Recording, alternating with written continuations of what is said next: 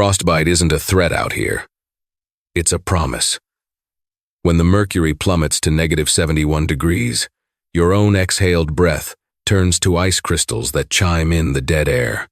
Beatrice knew that delicate sound perfectly, but the heavy, rhythmic crunch of massive paws breaking through the snow crust directly behind her, that was entirely new. Oymyakon, a remote outpost deep within the Sakha Republic of Yakutia, is not a place meant for human habitation.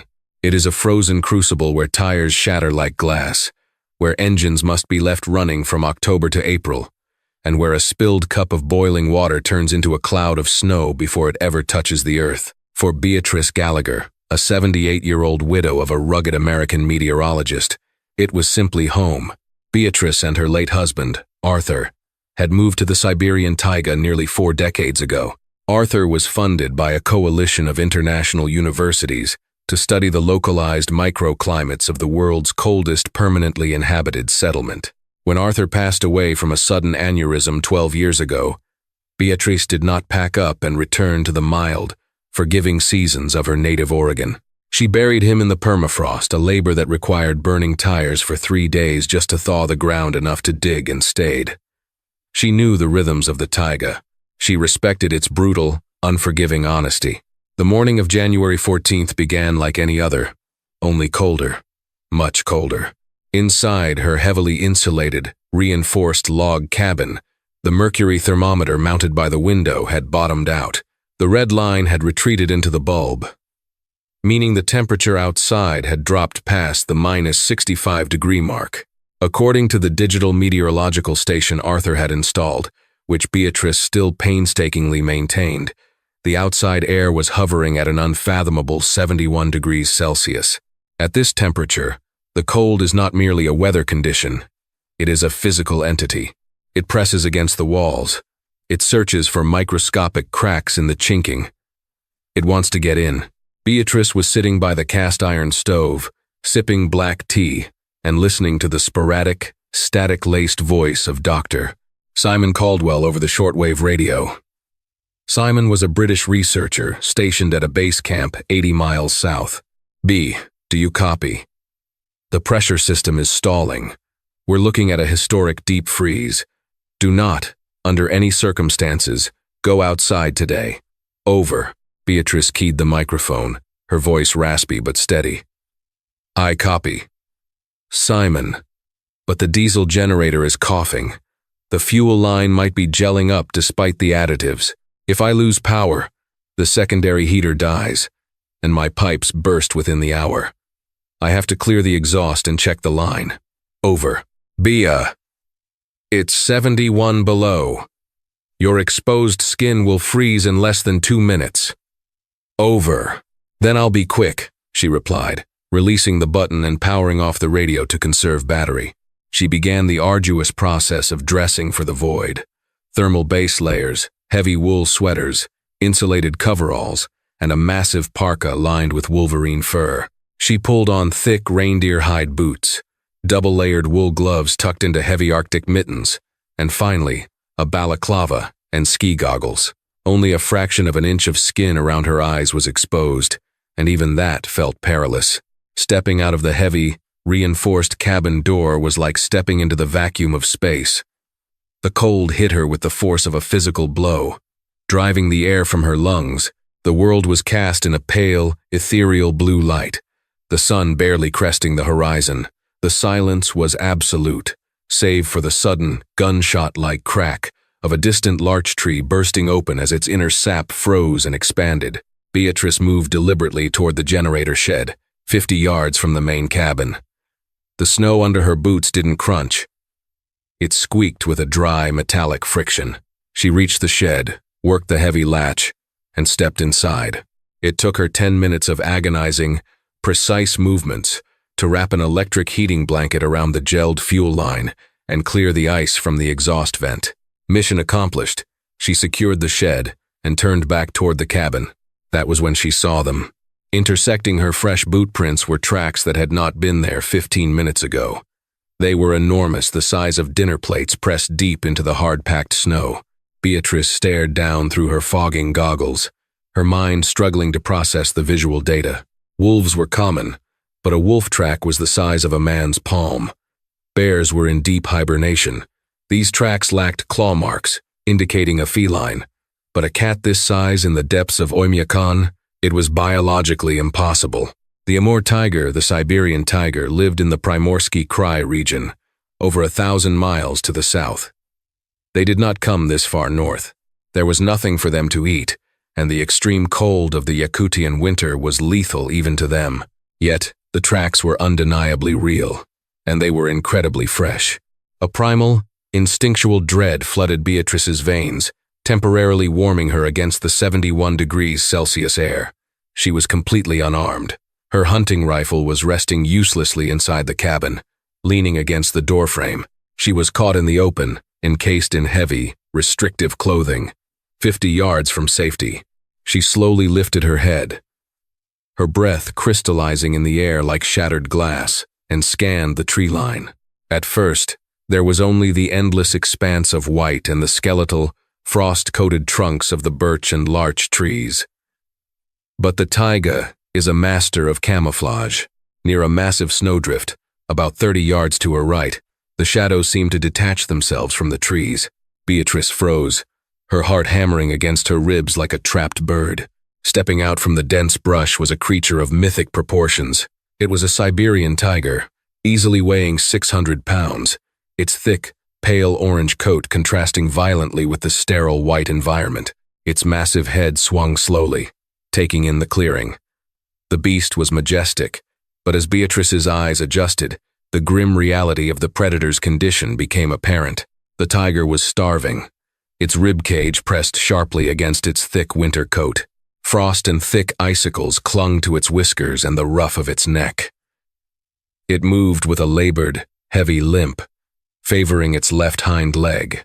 Beatrice stood completely motionless.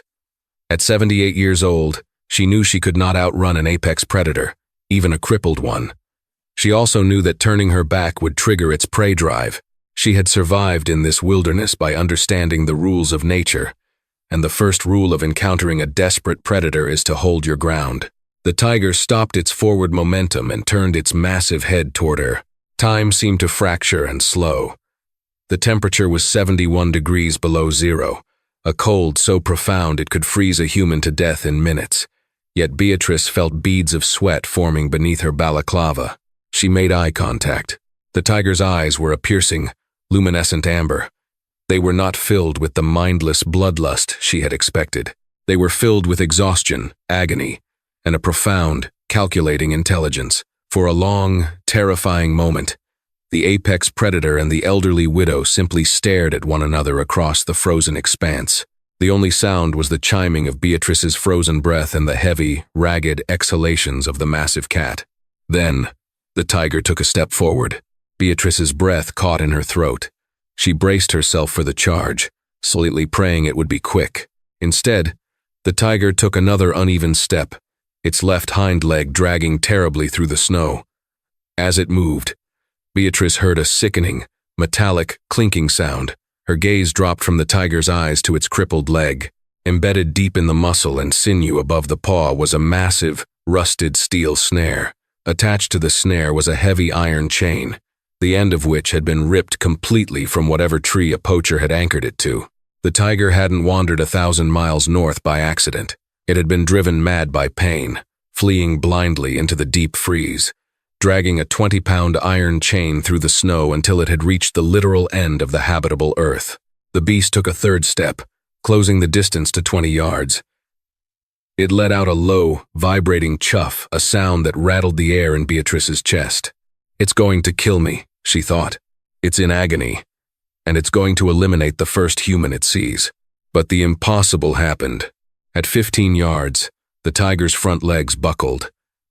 The massive creature hit the snow with a heavy thud, sending a cloud of white powder into the air. It tried to push itself back up, its front claws digging desperately into the ice. But the combination of starvation, the agonizing steel trap, and the 71 degrees Celsius cold had finally broken its physiology. The tiger collapsed fully onto its side, its massive chest heaving violently. It lifted its head one last time, looking directly at Beatrice. The amber eyes held her gaze for a prolonged second before the heavy eyelids fluttered and closed. The predator rested its head on its enormous paws, letting out a long, rattling sigh that produced a dense cloud of vapor. It was dying. Right there in her front yard, the king of the taiga was freezing to death. Beatrice stood paralyzed. The logical, survivalist part of her brain, the part that had kept her alive in Oymyakon for 40 years, screamed at her to retreat to the cabin, lock the heavy steel door, and wait for the cold to finish the beast off. It was a wild animal. Even in its death throes, a single swipe of those claws could disembowel her. But as she watched the frost rapidly accumulating on the tiger's still-breathing flank, a different emotion rose in her chest. She saw the rusted poacher's snare cutting into the flesh. She saw a creature that had fought with every ounce of its spirit against human cruelty, only to be defeated by the unforgiving sky. The cold was biting through Beatrice's boots. She had been outside for too long. She needed to get to the heat immediately, or she would lose her toes. Beatrice took a step backward toward the safety of her cabin. She stopped. She looked at the cabin door, then back at the massive, dying tiger lying in the snow. "Arthur would call me a fool," she whispered aloud, her voice muffled by the thick wool of her balaclava. She turned her back on the cabin door and began walking toward the 600-pound apex predator. The distance between the safe, heated perimeter of Beatrice's cabin and the dying Amur tiger was only 20 yards. But in the lethal grip of a 71 degrees Celsius deep freeze, it might as well have been a mile. Every step Beatrice took away from her door was a deliberate defiance of human instinct. The cold was no longer just an environmental factor. It was a predator in its own right, biting through the thick wolverine fur of her parka and numbing the tips of her fingers inside her double-layered wool mittens. She reached the massive animal and dropped to her knees. Up close, the sheer scale of the beast was terrifying. Its head alone was the size of a boulder, and its paws, even curled in agony, were as large as dinner plates. Frost was already crystallizing on the tiger's eyelashes and the coarse orange fur of its flanks. Its breathing was shallow, a wet, rattling sound that indicated fluid was building in its lungs. "All right, big guy," Beatrice whispered, her voice muffled by the thick fabric of her balaclava. "Arthur always said I was too stubborn to know when to quit. Let's see if he was right." She knew she couldn't drag a 600-pound apex predator by herself. If she tried, she would simply blow out her own heart and join the tiger in a frozen grave. Survival in the Yakutian taiga was about physics, leverage, and preparation. Beatrice forced herself to stand and move toward the secondary storage shed attached to the side of her cabin. This was Arthur's old workshop, a heavily insulated mudroom that housed tools, spare parts, and a heavy-duty, battery-operated logging winch bolted to a reinforced steel workbench. Arthur had used it to haul massive larch trunks up to the cabin for firewood. Her hands trembled with cold as she fumbled with the heavy steel latch. Inside, the temperature was a marginally better 20 degrees Celsius. She grabbed a thick, reinforced nylon tow strap with a rated capacity of 2 tons, a pair of heavy-duty iron bolt cutters, and a heavy wooden sled with steel runners. Dragging the equipment back out into the 71-degree void, Beatrice felt the distinct, agonizing pinch of frostnip beginning to set into her cheekbones just beneath her goggles. Time was running out for both of them. She positioned the sled next to the tiger. The massive cat didn't react, though a low, rumbling growl vibrated in its chest as she approached. Carefully, methodically, she slid the heavy nylon strap under the tiger's front legs, securing it around the broad, muscular chest. As she tightened the slipknot, the tiger's amber eyes snapped open. Beatrice froze.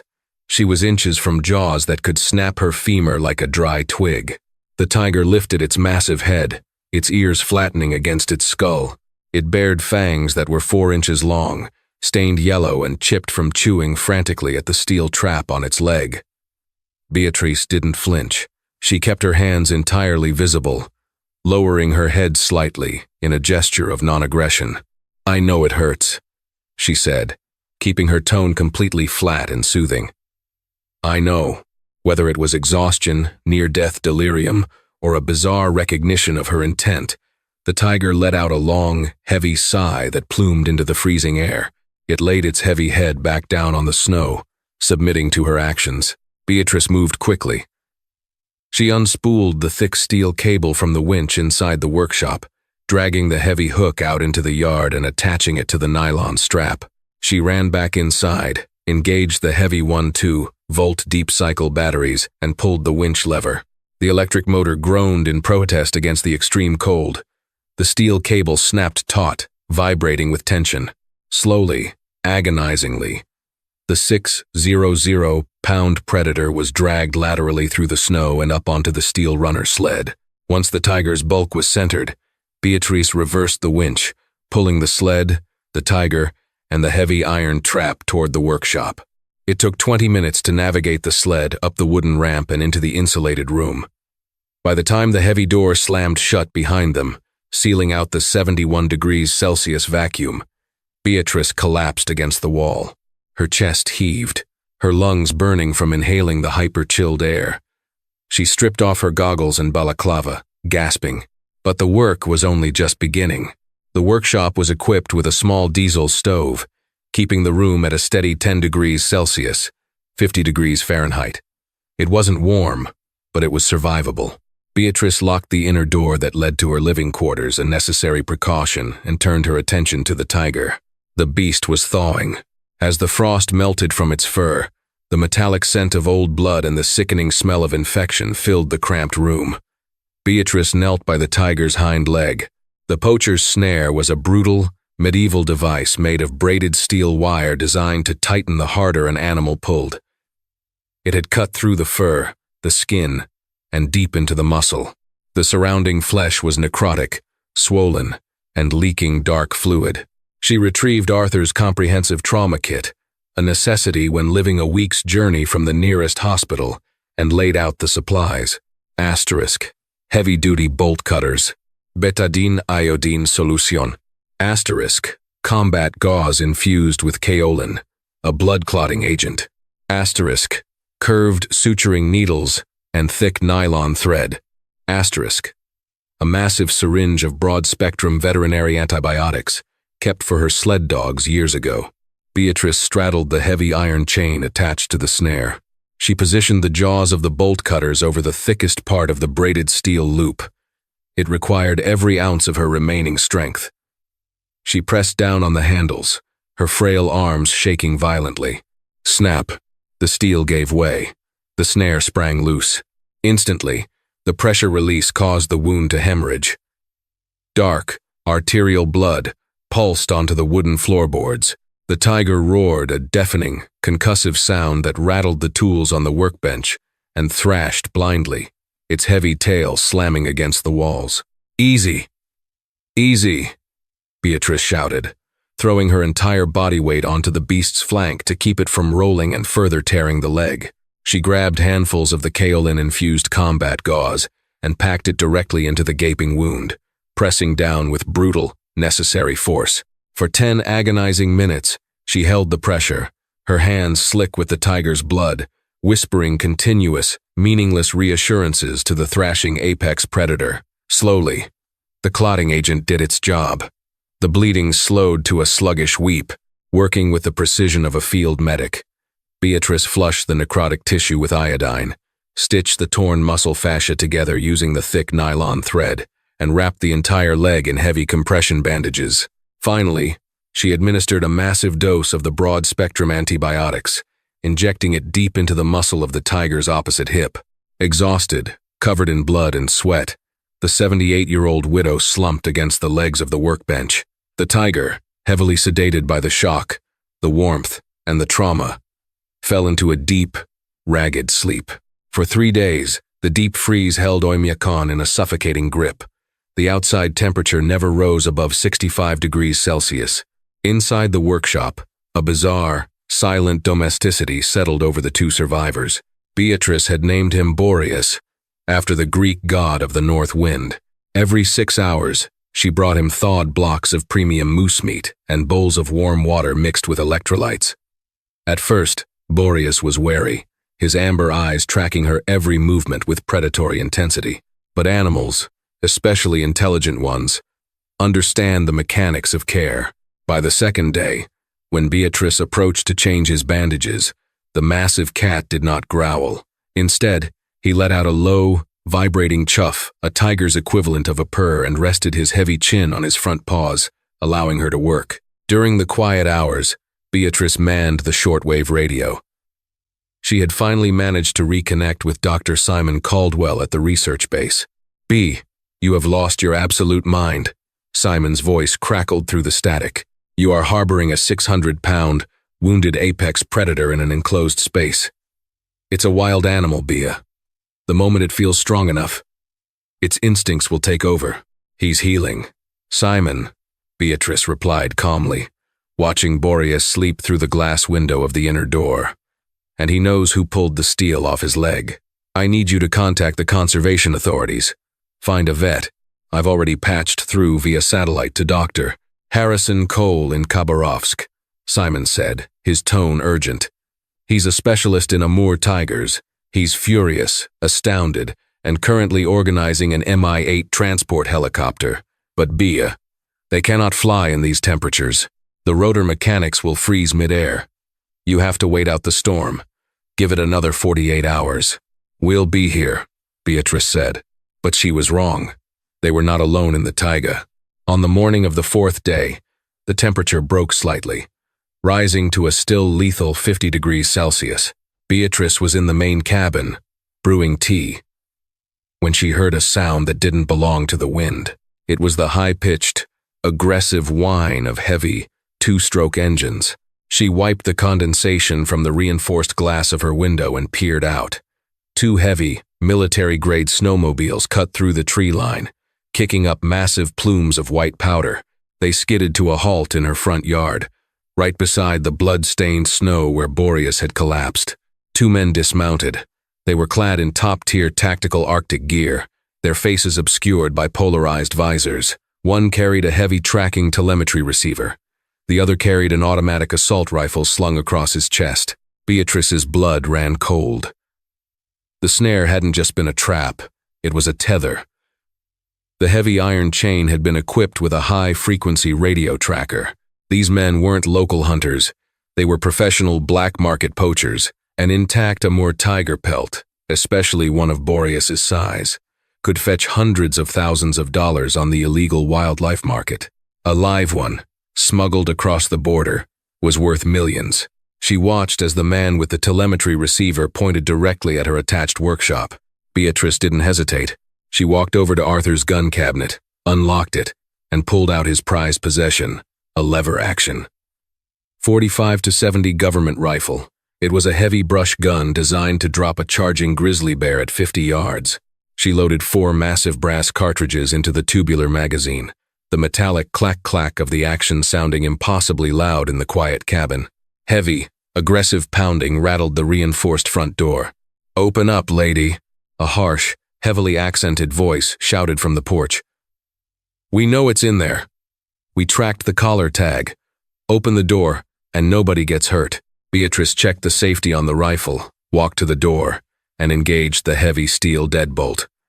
"You are trespassing on private property," she shouted back, her voice projecting with surprising authority. "Get back on your machines and leave, or I will consider you a hostile threat." A cruel laugh echoed from outside. "You're a crazy old woman in the middle of nowhere," the second man yelled. "That cat belongs to the syndicate. It's our payday. Now step aside, or we shoot the lock off." Beatrice backed away from the door, moving toward the internal window that looked into the workshop. Boreas was awake.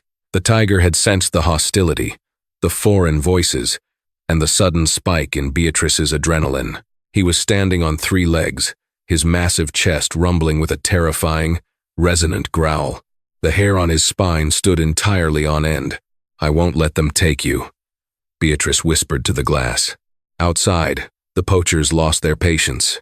A 3-round burst of automatic gunfire shattered the silence, the bullets tearing into the thick oak of the front door. The wood splintered, but Arthur had reinforced the door with a 1/4-inch steel plate precisely for bear defense. The bullets flattened against the metal with heavy thwacks. Beatrice knew she couldn't win a sustained firefight. She needed leverage. She needed to use the only true weapon she had. Oymyakon itself. She ran to the kitchen and grabbed a heavy pair of iron fire tongs. Moving quickly to the side window that overlooked the yard and the idling snowmobiles, she threw open the latch. The 50 degrees Celsius air rushed in like a physical assault, instantly freezing the moisture on her face. She raised the .45-70 rifle, bracing the heavy barrel against the window frame. She didn't aim at the men on the porch. She aimed at the lead snowmobile. She squeezed the trigger. The heavy rifle roared, kicking violently against her shoulder. The .405 grain-lead bullet tore through the cowling of the snowmobile, shattering the engine block and obliterating the radiator. Antifreeze and hot oil exploded outward, vaporizing instantly in the deep freeze. She cycled the lever clack-clack and fired again, this time putting a massive hole through the engine block of the second snowmobile. The gunfire from the porch stopped instantly. The two poachers, Garrett and Finch, ran around the side of the cabin, their rifles raised. But when they saw their snowmobiles bleeding oil into the snow, the engines dead and hissing, the color drained from their faces beneath their visors. "What did you do?" Garrett screamed, panic lacing his voice. "I just leveled the playing field," Beatrice yelled back through the open window, keeping the rifle aimed squarely at Garrett's chest. "It's 50 below zero. Without those engines, you have exactly 30 minutes before hypothermia shuts down your nervous system. You're 30 miles from the nearest road. You are dead men walking." Finch raised his assault rifle, his hands shaking. "I'll kill you right now." "Go ahead," Beatrice said, her voice like ice. "Shoot me, but then you won't be able to get inside. The door is steel reinforced, and the windows have burglar bars. You'll freeze to death in my front yard." The reality of the taiga crashed down upon the two mercenaries. They looked at the endless, frozen horizon, then back at the smoking ruins of their only transport. The extreme cold was already seeping through their tactical gear. "Drop the rifles," Beatrice commanded. "Throw them into the snowbank, then walk over to the wood storage shed on the left. It's unheated, but it will block the wind. Do it now, or freeze in the open." Garrett and Finch exchanged a look of sheer terror. Slowly, defeated by the absolute lethality of the environment, they tossed their weapons into the deep powder and trudged toward the wooden shed. Beatrice watched them lock themselves inside. They were trapped. 3 hours later, the rhythmic, heavy thumping of helicopter rotors shook the snow from the larch trees. A massive Mi-8 transport helicopter, painted in the bright orange and white of the Russian emergency services, touched down in Beatrice's yard. Dr. Harrison Cole, an American veterinarian in a heavy parka, jumped out, followed by 3 heavily armed conservation officers. Beatrice walked out to meet them, the lever-action rifle slung over her shoulder. "Doctor." Cole rushed forward, his face a mixture of awe and disbelief. "Mrs. Gallagher?" "Simon Caldwell told me the story. I thought he was exaggerating." Beatrice pointed toward the woodshed. "2 armed poachers are in there. They're probably suffering from severe frostbite by now. Secure them." She then turned toward the workshop. "The patient is in here. He's stable, but he's not happy." When Dr. Cole looked through the glass window of the workshop, he gasped. Boreas was standing, massive and majestic, his amber eyes fixed fiercely on the newcomers. "Good Lord," Dr. Cole whispered. "That's an 8-year-old male. He's practically a local legend down south. We thought he was dead. How did you move him?" "Leverage," Beatrice said simply. It took 2 heavy doses of tranquilizers to put Boreas to sleep for the transport. As the veterinary team carefully strapped the massive tiger onto a specialized heated gurney, Beatrice stood by his head. She reached out with her bare hand, gently stroking the thick, soft fur between his ears. "You're going somewhere warm, Boreas," she whispered. "No more chains." As if hearing her, the heavily sedated tiger let out one final, soft chuff before slipping into a deep, chemical sleep. Against the absolute cruelty of nature, human compassion remains the ultimate anomaly. Beatrice didn't just save a dying predator, she forged an impossible bridge across the boundaries of species and survival. In the deepest, deadliest cold on Earth, The warmth of a single, merciful choice proves stronger than the ice, proving that even in the most unforgiving corners of the world, life will fight to protect life.